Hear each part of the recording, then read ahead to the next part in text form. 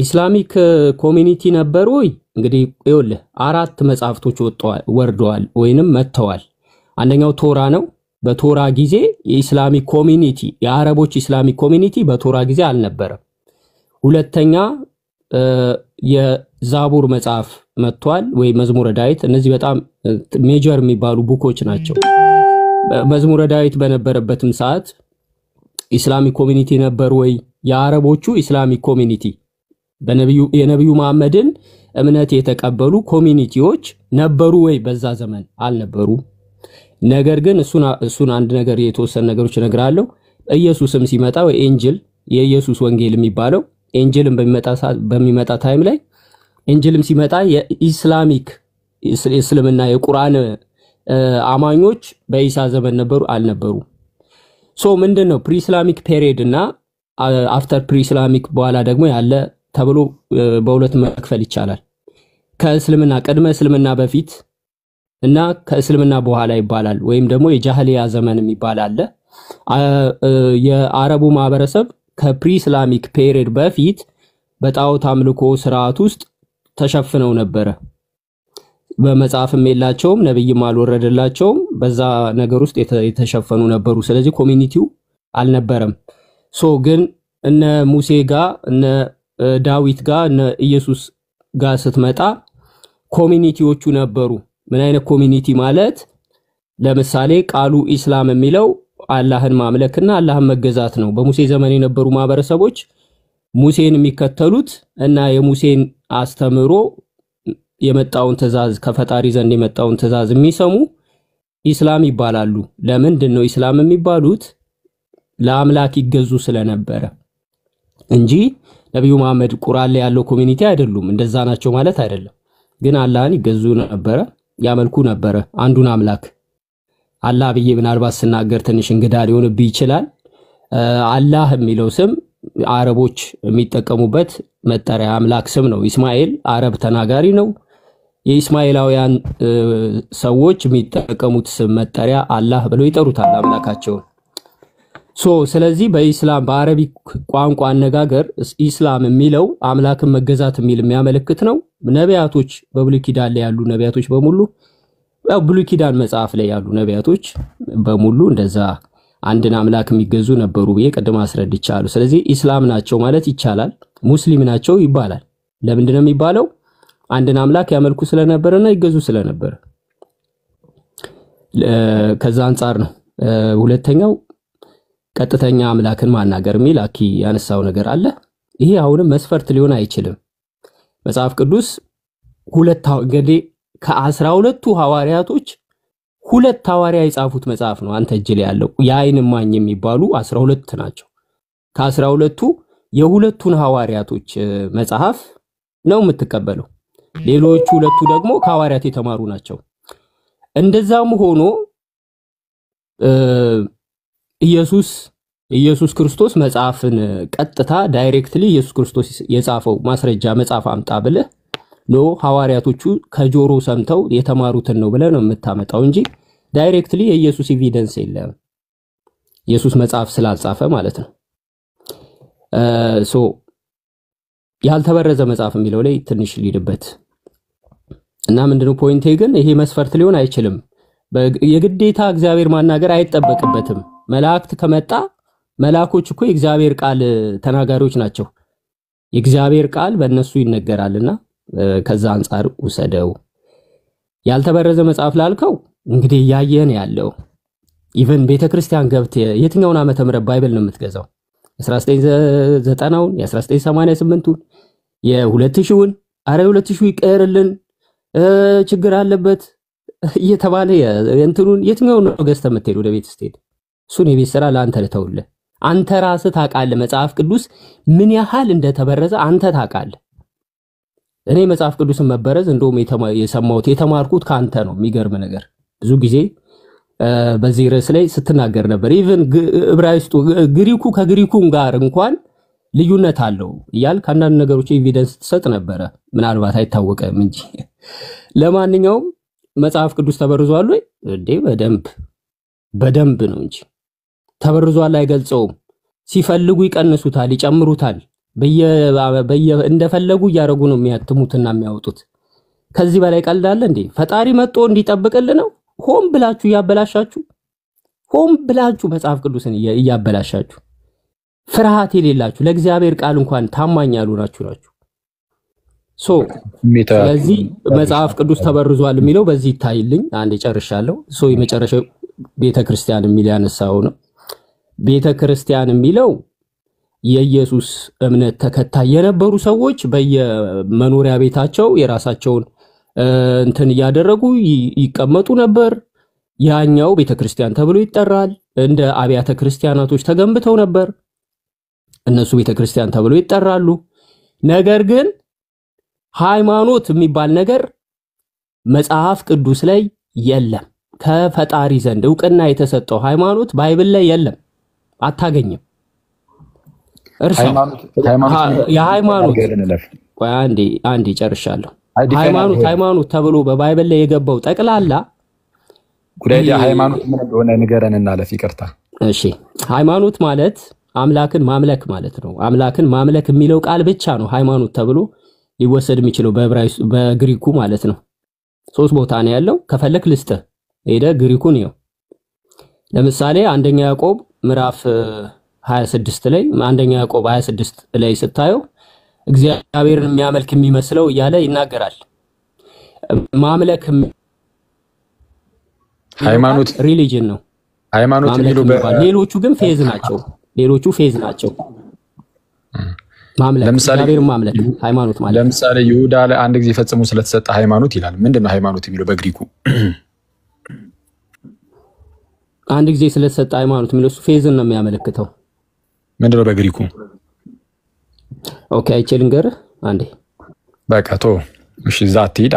ግሪኩ ሃይማኖት ግን አይደለም 100% ፌዝ ነው።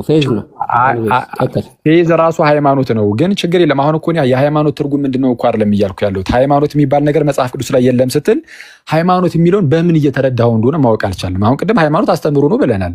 አስተምህሮ የለም ነው መጽሐፍ ቅዱስ ላይ ምንድነው? አይደለም ይኸውልህ ለምሳሌ ስለዛ በቃ ጨርስና ጨርሰሃል።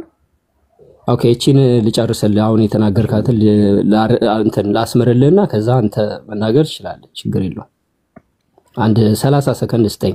ይቅርታ ካረዘምኩት 30 ሰከንድ ስጠኝና ኦኬ ምንድነው መሰለ በእስልምና በቁርአን ላይ እስልምና ሃይማኖት ነው። ሙስሊም የሚል አለ ቃል ቁርአን ላይ። ይሄኛው ሙስሊም የሚለውም ቃል አለ። እሱ ደግሞ አማኝ ነው። አማኞች ሙስሊም ተብለው ይጠራሉ። ኢስላም የሚለው ደግሞ ተቋም ነው። ለአላህ የሚገዙ አላህን የሚያመልኩ ኢስላም ተብለው ይጠራሉ። ይሄ ተቋም አላህ ዘንድ የተመረጠ ተቋም ሆኖ ኢስላምና ሙስሊም ተብሎ ይጠራል። በዛ ደረጃ ባይብሊካሊ ላይ ስትሄድ ክርስቲያን የሚባል እምነት አለ፣ ይሁዲ የሚባል እምነት አለ፣ ፈሪሳዊ ሰዱቃውያን የሚባሉ እምነቶች አሉ።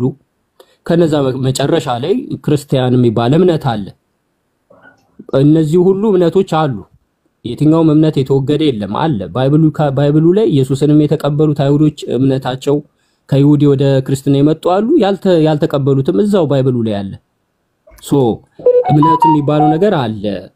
ግን እንደ ተቋም ሆኖ ዕውቅና ያገኘው እስልምና ቁርአን ሲመጣ ዘሆል ሁሉንም መጽሐፍቶች የመጽሐፍቶች እናት ቁርአን ማለት የመጽሐፍቶች እናት ነው የሚያጠቃልለው። ቁርአን ሲመጣ እስልምና ለዓለም ይፋዊ ሃይማኖት ሆኖ ተገለጠ። ይሄ ነው። ኤኒዌይስ ሐሳብ ካለ መቀጠል ትችላለህ። እሺ ያው እንግዲህ እኔም በቃል አጠቃልና ድምጼን ላሰማ ታብታብ አድርጎ ሼር ኮፒሊንግ ምናምን አድርጎ እንዳይዘጋብህ ማለት ነው። ድምጼን ላሰማ ከተላከው እሺ አሁን በደንብ አድርጋችሁ ስሙ ጋይስ። እናጠቃለው ያው ምንም እዛው ስለሆነ እየሄድን ያለ ነው። ያው ዋናው ጥያቄ ምንም በቃ ችግር የለውም ባያገኙም ነው የመጨረሻው መልስ። ወንድማችን እንደሰማችሁት መሐመድ ፈጣሪን ቀጥታ ባያገኝም ችግር የሚለውም አይነት ነገር ነው። ግን የተናገራቸው ነገሮች ፊት ለፊት ላይ ስለጻፍኩኝ ሁሉንም እያነበብኩኝ ላሳያችሁ። የመጀመሪያው ቤተክርስቲያን አላልኩም፣ መጽሐፍ ቅዱስ ላይ ቤተክርስቲያን የለም አላልኩም። እኔ መች ነው ቤተክርስቲያን የለም ያልኩት ብሎናል። ወደ እንደዚህ አይነት ነገር የመጣ ነው። እንዴት ነው? እኔ አስቀድሜ ሙሐመድ የአንድ የኮሙኒቲ መስራች ሆኖ ወይም ደግሞ ኮሙኒቲው የመጣው ከእርሱ በኋላ ሲሆን የኮሙኒቲ መጀመሪያ ሲሆን የአንድ ኮሚኒቲ መጀመሪያ ሲሆን እንዴት ፈጣሪን ቀጥታ ሳያገኘው ማን ሊከተለው ይችላል? እንዲህ አይነት ነገር የለም በመጽሐፍ ቅዱስም የአብርሃሚክ ሪሊጅን ስለምትሉትም ከአብርሃም ጀምሮም ብታዩም እንደዚህ አይነት ነገር የለም የሚል ነገርን አስቀመጥኩኝ። ልክ ስል ኮሚኒቲ የሚለውን ነገር ወሰደና ተቋም ሃይማኖት ምናምን ወደ ማለት ሄዶ ከዛ በኋላ መጽሐፍ ቅዱስ ላይ የለም አለ። እንዲህ ያለው ኮሚኒቲ የሚለውን ይዞ ነው። ሶ ኮሚኒቲ የሚለውን ይዞ ከሆነ እንደዚህ ያለው ኮሚኒቲ ማለት ቤተክርስቲያን አለቀ። ኮንግሪጌሽን ነው፣ ስብስብ ነው፣ ጉባኤ ነው። ሶ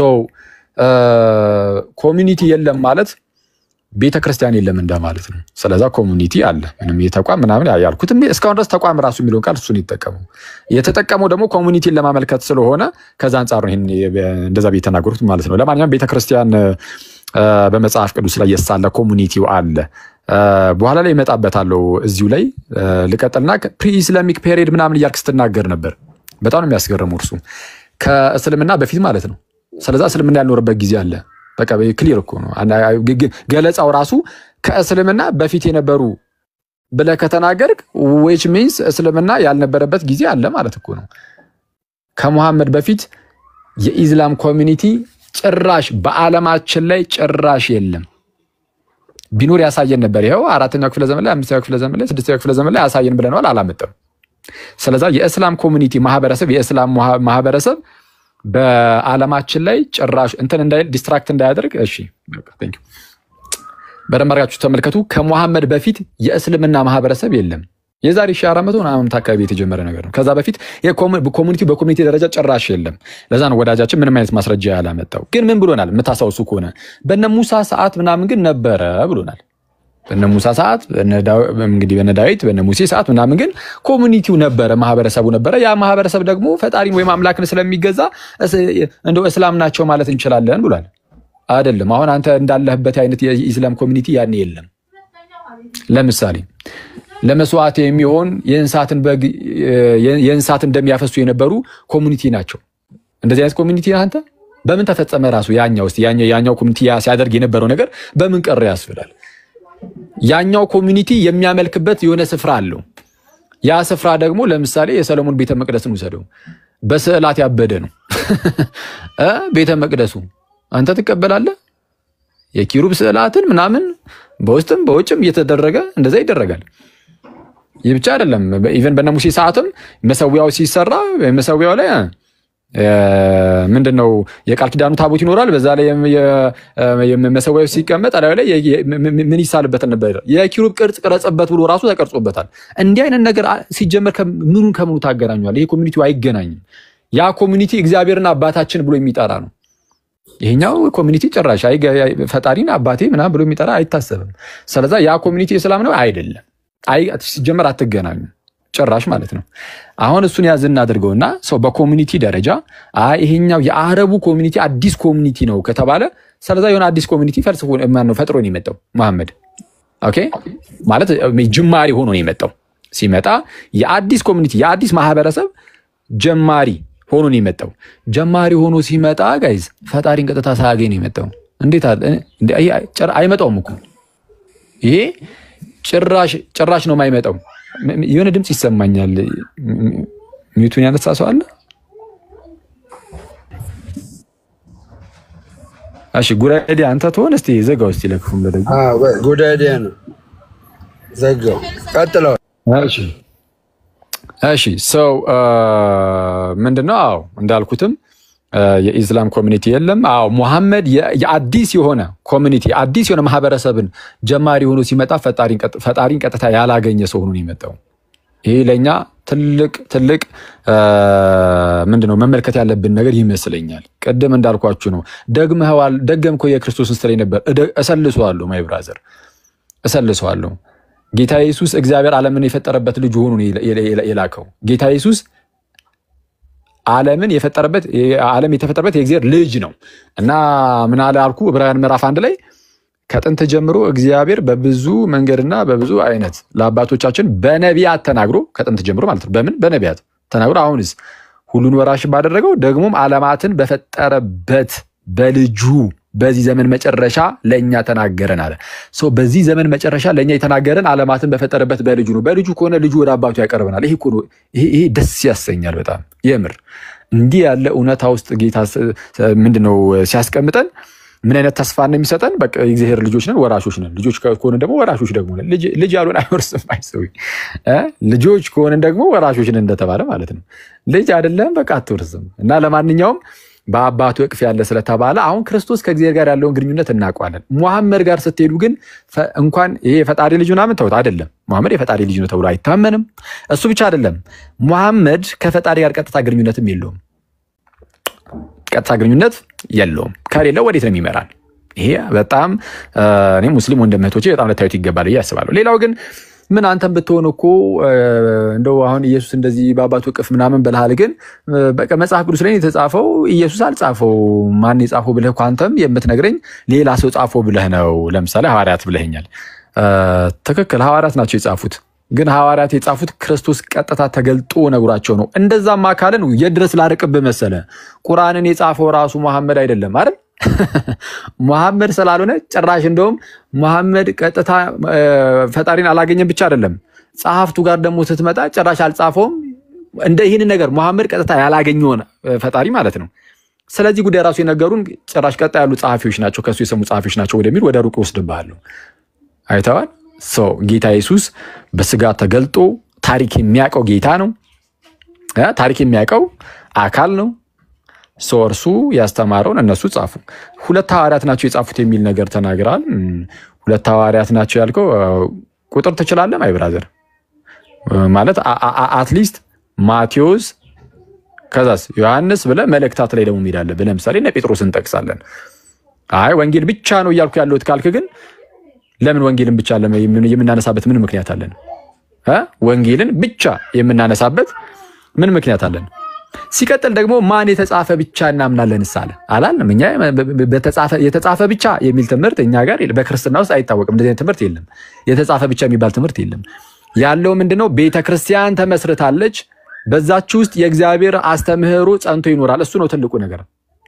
ትልቁ ነገር በክርስትና ውስጥ የጌታ ቤተክርስቲያንና ለቤተክርስቲያን አንድ ጊዜ ፈጽሞ የተሰጣት ሃይማኖት ወይም አስተምህሮ አለቀ። እሱ ነው። ምንድነው እዚህ ላይ ያው ሊሄድበት። ስለዚህ አሁን አይ እንደው ምንድነው ተቋም የለም ምናምን ላልከው ቤተክርስቲያን ከተቋም የዘለለች ነች። እውነቱን ለመናገር ተቋም የሚለው ቃል አይገልጻትም ቤተክርስቲያን፣ አሁን ያለንባትን ቤተክርስቲያን ማለት ነው። ተቋም የሚለው ቃል ራሱ አይገልጻትም። ቤተክርስቲያን የጌታችን ኢየሱስ አካሉ ናትና ከሷ ጋር በተያያዘ እንዲህ ብሎ ይናገራል መጽሐፍ ሲናገር። ለምሳሌ ጌታ ኢየሱስ በማቴዎስ ወንጌል ምዕራፍ 16 ቁጥር 16 ጀምሮ ኦኬ እናንተ ከ16 ጀምሮ አንብቡት። ቁጥር 18 ላይ ምን የሚል ቃል ተናግሮ ነበረ ስለ ጴጥሮስ? አንተ ጴጥሮስ ነህ፣ በዚህ ዓለት ላይ ቤተክርስቲያኔን እሰራለሁ፣ የገሃነም ደጆችም አይችሏትም ብሎ ጌታ ኢየሱስ ተናገረ። ምንን እሰራለሁ? ቤተክርስቲያኔን። ሚኒንግ ቤተክርስቲያን ምንድነው ብያቸዋለሁ። ህንጻውን አይደለም እዚህ ጋር ጌታ ኢየሱስ እየተናገረ ያለው ያ ይሄንን ህዝቡን ይሄንን ኮሚኒቲ በግሪኩ ኤክሌሲያ ነው የሚለው ህዝብ ማለት ነው። እሺ ይሄ ህብረት አንድነቱን እርሱን እሰራለሁ፣ ይህንን ህዝብ እሰራለሁ፣ የገሃነም ደጆችም አይችሏትም ማለት ይህንን ህዝብ የገሃነም ደጅ ራሱ አይችለውም። ስለዚህ እስከ ዓለም ፍጻሜ የሚቀጥል ነው። እንዲህ ያለ ህዝብ በእግዚአብሔር አንድ ጊዜ ተመስርቷል። ይህ ህዝብ አይወድቅም። ሌላ ህዝብ ከዚህ ህዝብ የተቃረነ ነገር ይዞ ቢመጣ እሱ የወደቀ ነው። ይሄኛው ህዝብ ግን ጸንቶ ይቀጥላል። ልክ እንደዛ ማለት ነው። ስለዚህ ህዝብ የእግዚአብሔር ህዝብ ተመስርቷል። የእግዚአብሔር ህዝብ አለ ይሄው። ስለዚህ ይህንን ህዝብ ምን ይላል ቅዱስ ጳውሎስ ሲናገር በኤፌሶን መልእክቱ ምዕራፍ 5 ላይ ከቁጥር 25 ጀምሮ ባሎች ሆይ ክርስቶስ ደግሞ ቤተክርስቲያንን እንደወደዳት እናንተ ሚስቶቻችሁን ውደዱ ይልና በውሃ መታጠብና ከቃሉ ጋር አንጽቶ እንዲቀድሳት ራሱን ስለ እርሷ አሳልፎ ሰጠ ይላል። በውሃ መታጠብና ከቃሉ ጋር አንጽቶ እንዲቀድሳት ራሱን ስለ እርሷ አሳልፎ ሰጠ። ከዛም በጣም አንድ የሚያስደንቅ ነገር ይናገራል እዛው ጋር ቃል በቃል ነው ማነብላችሁ አሁን እሱን ክፍል። ከዛ በኋላ ይሄ ተቋም ምናምን ሲባል የነበረው ነገር ምን እንደሆነ እንድታውቁት እንድትረዱት ማለት ነው። እኛ ከተቋም የዘለለ ነገር ውስጥ ነው ያለነው። የእግዚአብሔር መንግስት ውስጥ ነው ያለነው እኛ። እሺ ኤፌሶን ምዕራፍ 5 ቁጥር 26 ላይ አውጡ። 25 እና 26 እሺ አሳልፎ ሰጠ ካለ ቁጥር 27 ላይ እድፈት ወይም የፊት መጨማደድ ወይም እንዲህ ያለ ነገር ሳይሆንባት ቅድስትና ያለ ነውር ትሆን ዘንድ ክብርት የሆነችን ቤተክርስቲያን ለራሱ እንዲያቀርብ ፈለገ ይላል። ምን አይነት ቤተክርስቲያንን? እድፈት ወይም የፊት መጨማደድ ወይም እንዲህ ያለ ነገር ሳይሆንባት።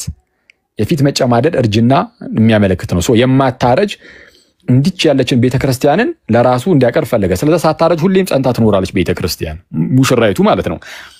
ስለዚህ ከክርስቶስ በኋላ የሚመጣ የትኛውም ህዝብ ከዚህ ህዝብ ጋር የሚቃረን ካለ እርሱ ከእግዚአብሔር አይደለም፣ ከተቃራኒው ስፒሪት ከተቃራኒው መንፈስ ነው ሊሆን የሚችለው ከሆነም ማለት ነው እንጂ ከእግዚአብሔር ሊሆን አይችልም ብለን የምንናገረው ለዚህ ነው። አሁን መጽሐፍ ቅዱስ ተበርዟል የሚል ነገርን ተናግሯል። እሺ ይሄ የተነሳበትን ዋና ምክንያት ደግሞ ላሳያችሁ። መጽሐፍ ቅዱስ ተበርዟል የሚለው ላይ ማለት ነው ለምን መሰላችሁ ያነሳው? አሁን ዝም ብሎ ተሸፋፍኖ እንዳይቀር ማለት ነው። ሙስሊሞች ትክክለኛ መልእክትን አስተላልፎልናል። አሁን ላይ በቃ እኛ የምናውቀው ትክክለኛ መልእክት የተቀበልነው ብለው የሚጠሩት ዓለም ከተፈጠረ ጀምሮ እያልኳችሁ ነው። አንድ ግለሰብ ብቻ ነው የሚጠሩት፣ አንድ ሰው ብቻ፣ እሱም መሐመድ ነው።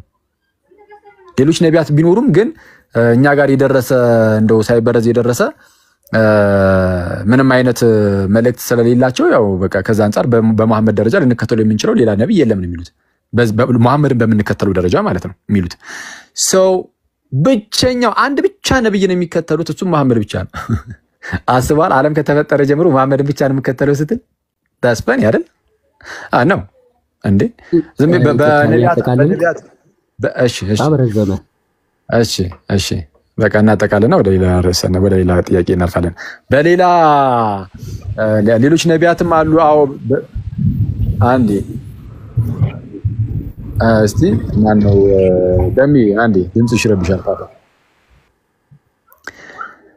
በሌሎች ነቢያትም እናምናለን፣ ሌሎች ነቢያትም አሉ ማለትና ግን የምርም ፕራክቲካሊ ደግሞ አዎ ምንድነው የነሱን መንገድ እንከተላለን ያስተላለፉልን ነገር አለ ማለት የተለያየ ነው እንደምታውቁትና በነቢያቱ እናምናለን አዎ ይሏቸዋል። ግን እንመራበት ግን ዘንድ የተሰጠ ግን በቃ በመሐመድ በኩል ነው። የሌሎቹ ጠፍቷል ወይም ተበርዟል ወይ ምናምን በሚለው ስለዛ ብቸኛው አንድ ግለሰብ ብቻ ነው ያላቸው። አንድ ግለሰብ ብቻ የሚያነጻጽሩት ነገር ራሱ የላቸውም። በቃ አንድ ግለሰብ ብቻ ነው ያላቸው፣ እሱም መሐመድ ነው።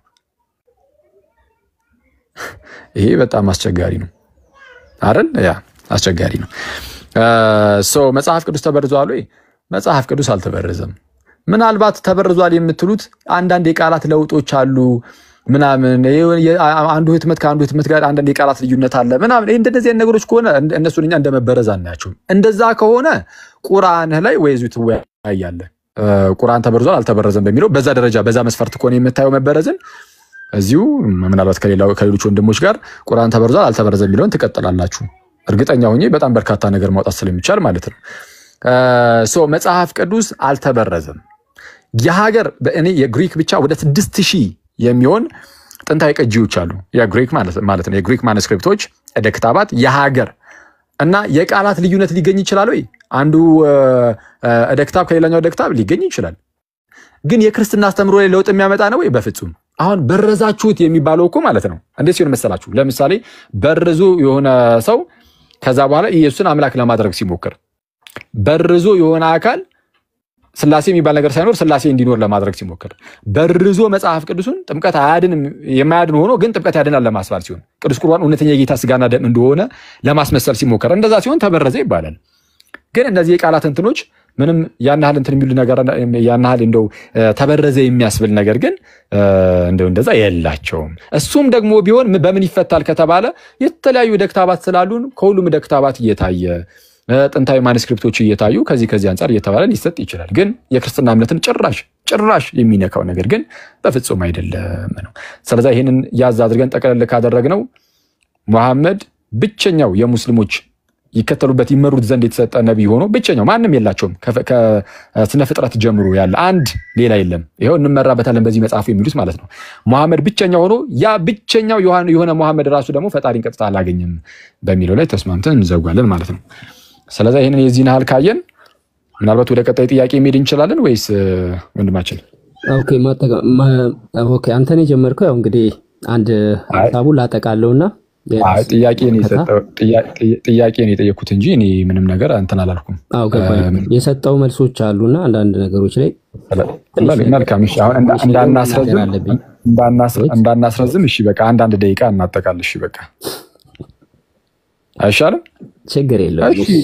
በጣም ብዙ ያወርታል። ኤኒዌይስ ብዙ በማውራት ባይዘው አንተም እኮ ብዙ ስለምታወራ ነው። ተጠንቅቄ ነው የማወራው። ብዙ ጥያቄዎችን እሺ ችግር የለም እንደሚቀጥል ብዙ አላወራም። ኦኬ በአንድ 2 ደቂቃ ባወራ ነው ምናልባት ፓኬጅ ባይዘው እኔ ሳወራ ፓኬጁን ነው ያወራል። ዝርዝር አይደለም። ዝርዝር ሳንቲም እየበተንኩ አይደለም ያለውት አንተ ብዙ ስለተናገርክ ያው ትክክል ነህ ማለትም አይደለም። ከዛ አንፃር ተመልከተው። እኔ የማምንበትን ነው የምናገረው። ለጠየቀኝ ጥያቄ የማምንበትን ከቶፒኩ ከአርሱ ሳልወጣ ያችሁ እዛው ላይ ነው የማወራው። ኦኬ ምናልባት እኔ አይ ዶንት ኖ ታነባለህ፣ ብዙ ዕውቀቱ አለ ብዬ ገምታለሁ። ብሉይ ኪዳን አለ፣ አዲስ ኪዳን አለ። ለምሳሌ ብሉይ ኪዳን ላይ ይሁዲ እምነት ናቸው፣ የዕብራይስጥ ቋንቋ ነው። አዲስ ኪዳን ላይ ስትመጣ ክርስቲያን የሚለው ነው የመጣው፣ የግሪክ ቋንቋ ነው። ይሄ ራሱ አንድ ትልቅ ቢግ ዲፍረንስ ነው። በብሉይ ኪዳንና በአዲስ ኪዳን መካከል ብዙ አይነት ልዩነቶች አሉ። ለምሳሌ የህግ ስርዓት አላቸው ብሉይ ኪዳን ላይ፣ አዲስ ኪዳን ላይ ይሄ የህግ ስርዓት አልፏል ተብሎ ራሱን የቻለ ሌላ ስርዓት የተገነባበት ነው፣ ሌላ ነው። እንደገና ደግሞ የአዲስ ኪዳኑን ብዙ ነገሮች አሉ። ለምሳሌ ይሄ መንፈስ ቅዱስ መገለጥ ወረደ በእሳት አምሳል በምናምን አምሳል ምናምን የምትሉት በብሉይ ኪዳን ላይ የለም። በአዲስ ኪዳን ላይ የመጣ ነገር ነው፣ በመንፈስ ቅዱስ መስራት ምናምን የሚባል ነገር። እንደገና ደግሞ ኢቨን ወደ ክርስትናው ሲመጡ ያለፈውን እምነት እየቀየሩ ክርስቲያን እየሆኑ አይነት ነገሮች አሉ። ለምሳሌ የይሁዲ እምነት ተከታይ የነበሩት ወደ ክርስትና ሲመጡ እንመለከታለን። ኦኬ እነዚህን ካየን እንግዲህ ኪዳኖች ናቸው። ባይ ዘ ዌይ የብሉይ ኪዳን ሲያልፍ አዲሱ ኪዳን መጥቷል። አሁን እስልምናም ሲመጣ ይሄ አዲስ ኪዳን ነው። እስልምና የመጣው አዲስ ኪዳን ነው። አዲስ ኪዳን ሲመጣ ከአሮጌው ጋር ለምን አልተመሳሰለም? ለምን እኛን አልመሰለም ማለት በጣም ይገርማል። ምክንያቱም አንተ ያስከው አንተ የምትከተለው የእምነት ስርዓት ከብሉይ ኪዳኑ አማኞች ጋር አሁንም ድረስ አሉ የይሁዲ እምነት ተከታዮች፣ ከነሱ ጋር አይሄድም፣ ከነሱ ጋር አይገጥምም። እነሱ በብሉይ ኪዳን የነበሩ አማኞች ያህዌ የሚባለውን አምላክ እጅግ በጣም የሚፈሩት፣ በጣም የሚገዙለት፣ የሚታዘዙት ለህጉ በህጉ በሰጣቸው ህግ ለመንገድ ብርሃናት ይላል። ለህግ የሚታዘዙ ጻድቃን ለመሆን በእግዚአብሔር ፊት ጻድቅ ለመሆን የሚያምኑ አማኞች ናቸው። አዲሱ ኪዳን ስትመጣ ህግ የሌለው እንደውም በህግ አትክሰሷቸው፣ አትናገሯቸው፣ ስርዓት የሌላቸው አህዛቦችንም ችግር የለውም ወደሚል የራሳቸው አህዛቦችን የማምጣት እምነት የተመሰረተበት ነው። ብሉይ ኪዳንና አዲስ ኪዳን ልዩነት አለ። የስርዓቱ ልዩነት አለ፣ የሃይማኖት ስርዓት ልዩነት አለ። የቋንቋ ዕብራይስጥ ነው፣ የሮማውያን ቋንቋ ነው የሚጠቀመው። ይሄ ሁላ እንትን ያደርጋል። አንተ በእምነት በብሉይ ኪዳን ልታምን ግን ትችላለህ። በእምነት ብታምንበትም ግን መጽሐፉ ያንተ አይደለም፣ አንተ አልነበርክም። መጽሐፉ ለአይሁዶች ብቻ የተሰጠ መጽሐፍ ነው፣ አይሁዶች የሚያምኑበት ነው። አንተ በእምነት ነው የተቀበልከው። ኢቨንቶ አምላክ እኮ የለህም። አንተ እኮ አምላክ የለህም። አምላክ ያገኘኸው እኮ በእምነት ነው። ወደ አብርሃም እምነት ውስጥ የገባው ኢየሱስ የሚባለውን ተከትለ ነው እንጂ አንተ ኢቨን አይሁዶችን እያስተማሩ አይሁዶችን እየሰበኩ በነበረበት ዛት ከዛ በኋላ አይደል ወደ አህዛብ ዞር ያሉት። በሐዋርያት ሥራ ላይ ምዕራፍ 15 17 ላይ ማየት ይቻላል። ዞር ያሉት ኢቨን እኮ አልተጠራህም ነበረ። ኢየሱስ ክርስቶስ ምድር ላይ በነበረበት ሰዓት ላይ አህዛቦችን አልጠራም፣ አህዛቦችን አላስተማረም፣ ወደ አህዛብ ክርስቲያኒቲን አልሰበከም። ይሁዲ ከአይሁድ ወገን የሆኑትን እነሱን ነፃ ሊያወጣ ነበር የመጣው። ሐዋርያቶቹ ግን ሄደው እያስተማሩ አንዳንዶቹ አህዛቦችን እናስገባ በሚል ክርክር አድርገው በኋላ ነው አህዛቦችም እግዚአብሔር አጽድቋቸዋል ወደሚል ተመጦ ከዛ በኋላ አንተ በእምነት ወደ ክርስቶስ በክርስቶስ አማካኝነት ወደ ይሁዲ እምነት የገባው ማለት ነው። ኦኬ ስለዚህ ኢስላም ሲመጣ ምንድነው? እስልምና ምንድነው? እስልምና ቁርአን አለ፣ ተቋም አለ፣ ሙስሊም ይባላሉ። ልክ አንተ በአዲስ ኪዳን ክርስቲያን እንደተባልከው ሙስሊም ተብሎ ይጠራሉ። ተቋም ነው። ይሰማል ድምጽ ጉዳይ ዲያ? አው ይሰማል። አሁን ይሰማል። 4 ደቂቃ ሆነና አሁን አንተ አስረዝሙ በኋላ ሰዋራ ረዘመ እንዳትለኝ እሺ። ብዙ ነገር እያነሳስ 4 ደቂቃ አላወራሁም። 2 ደቂቃ ሞልቶኛል። በርግጥ ያይ ሰዓት ይዤ ነው ባይዘው የማወራው። እንደ ደቂቃ ሆነ እስቲ 2 ደቂቃ ነው ያወራሁት። አይ 2 ደቂቃማ ቆየ። ቀደም እንትን ከፍቼ ብሄ ነበርኩ አላርሙ እየጮህ ነው። ሂድ ቀጥል፣ ችግር የለም። አይ ኦኬ እሺ 1 ደቂቃ ስጠኝ። ኤኒዌይስ ምን ለማለት ነው? ብዙ ያነሳቸው ነጥቦች አሉ። ፕሪ ኢስላሚክ ኮሚኒቲ የሚባለውም አልገባህም። ስዕላቶች አሉ በኢየሩሳሌም ውስጥ ምናምን የሚል አንስተሃል። በአዲስ ኪዳንም ስዕል አለ እያልከኝ ነው። በብሉይ ኪዳን ካለ በአዲስ ኪዳንም አለ ያልክ ነው እንደ ኦርቶዶክስ ስለሆንክ ማለት ነው። ቀጥሎ የእንስሳት መስዋዕት ብለሃል። የእንስሳት መስዋዕት እኮ አልፎ አሁን አንተ እንስሳት እየሰዋህ አይደለም ኢየሱስ ሞቶልኛል ብለህ ዳቦን ምሳሌ አድርገህ ወይን ምሳሌ አድርገህ ነው የምትጠቀመው እንጂ በግ እየሰዋህ አይደለም። ስለዚህ ኮንትራዲክት እያረክ ነው አንተም ማለት ነው። ቀጥሎ ያነሳው ነገሮች ነበሩ ስለ ስዕላት ምናምን አንስተ ነበር። እሱን ይጄበታለሁ። ያው የተወሰነ ነገሮች ነግሬያለሁ። የቤተክርስቲያን ኮሚኒቲ እና የአይሁድ እምነት የሚባል ባይብል ላይ እንዳለ አታውቅም እንዴ? ቤተክርስቲያን ኮሚኒቲም አለ፣ የአይሁድ እምነትም አለ። ብዙ ኮሚኒቲዎች ነው ባይብል ላይ ያሉት፣ ክርስቲያን ብቻ አይደለም። ብዙ ኮሚኒቲዎች አሉና ይሄን ለማለት ነው። ጨርሻለሁ።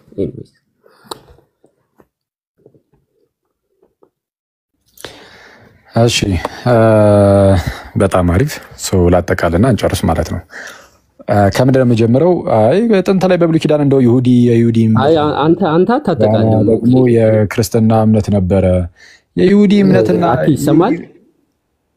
ሄሎ ይሰማል? ወንድሜ ጀምረህ ነበርና አንተ ታጠቃለህ። አንተ እኮ አንተ የተናገርከው አራ ሁለት ደቂቃ ታጠቃለህ። ለመበጥበጥ አትሞክር ማይ ብራዘር፣ ከታላቅ ይቅርታ ጋር ማለት ነው።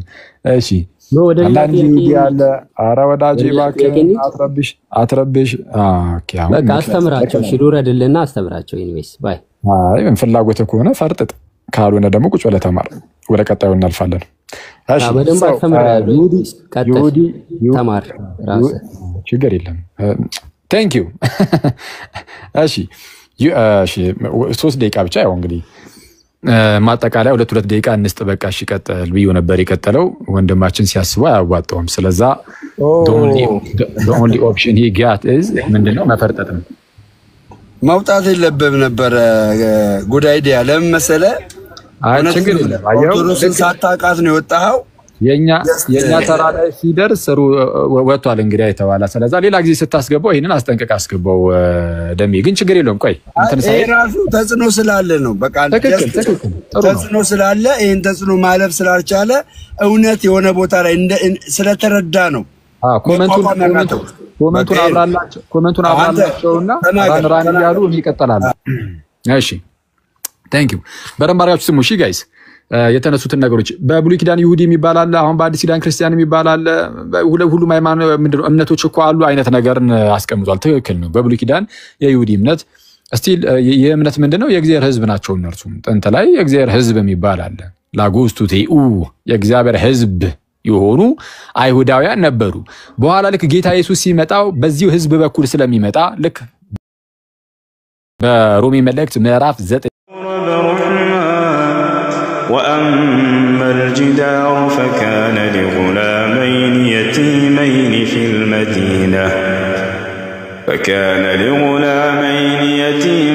في المدينة وكان تحته كنز لهما وكان أبوهما صالحا فأراد ربه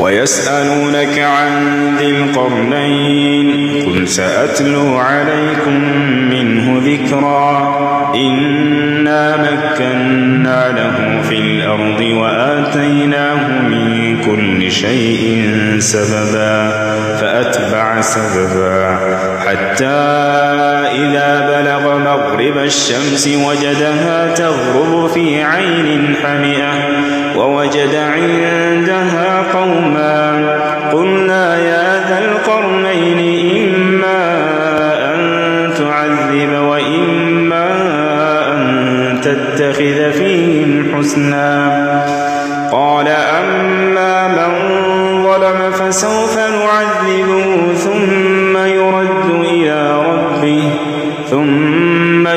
إلى ربه فيعذبه عذابا نكرا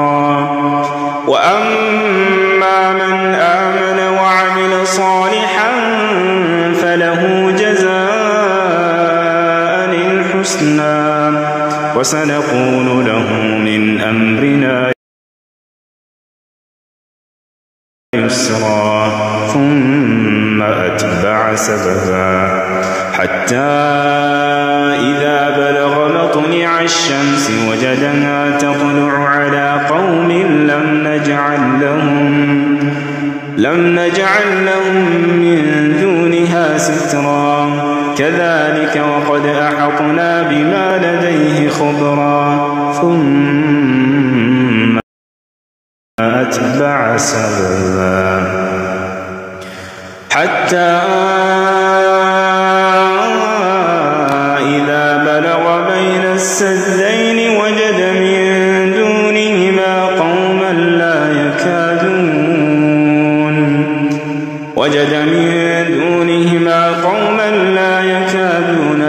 يفقهون قولا قالوا يا ذا القرنين إن يأجوج ومأجوج مفسدون في الأرض فهل نجعل لك خرجا على أن تجعل بيننا وبينهم سدا قال ما مكني فيه ربي خير فأعينوني بقوة أجعل بينكم وبينهم ردما آتوني زبر الحديد حتى إذا ساوى بين الصدفين قال انفخوا حتى إذا جعله نارا قال آتوني أفرغ عليه قطرا فما استطاعوا أن يظهروه وما استطاعوا له نقبا